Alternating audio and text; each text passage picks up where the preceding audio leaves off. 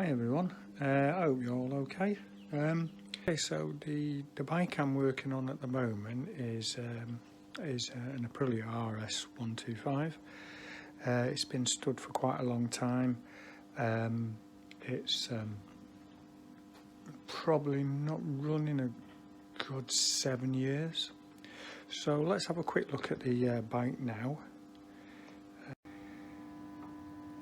Okay, here it is. This is the RS125 when it'd been stored for quite a long time with no covers on or anything, and it did need a good wash before we started doing anything.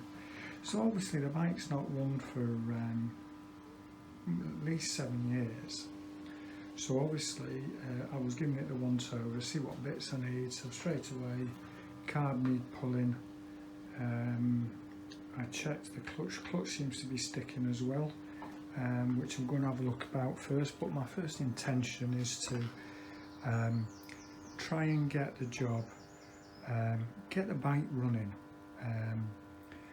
The carburettor, which is just down here, this has been taken out and it's been stripped down, resealed, cleaned, everything, all gone back together. The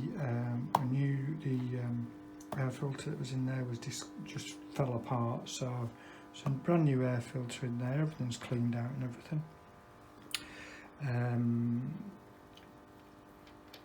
I've had a bore scope down the bore, checking the bore inside, and amazingly it is clean as a whistle, and I was quite impressed with that.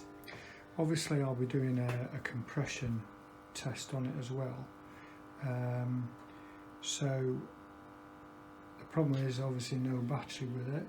So I had a spare battery which was not activated, so that's now been activated. That's the one there. I've got two actually. One's a better battery than the other, but we'll use the older one first.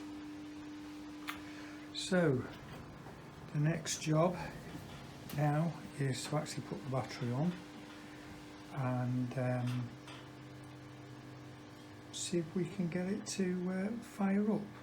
I've got a temporary fuel supply in there. This does use vacuum pepcock, and it's got a temporary fuel supply on at the moment. When the carburettor went back in, I did prime it and sort of check for leaks and that. No leaks were found. This is a vacuum hose that goes onto the carburettor, which is what actually operates the pepcock, but we don't need that at the moment, so that's clumped off. So just having a quick look about everything, make sure everything's alright.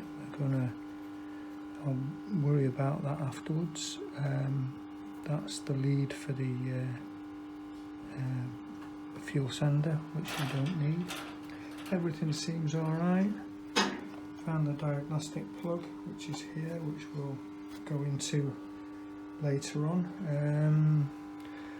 Yeah, everything seems to be there.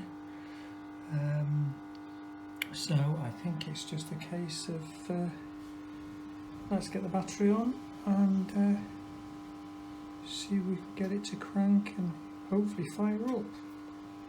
Okay, let's go on from there.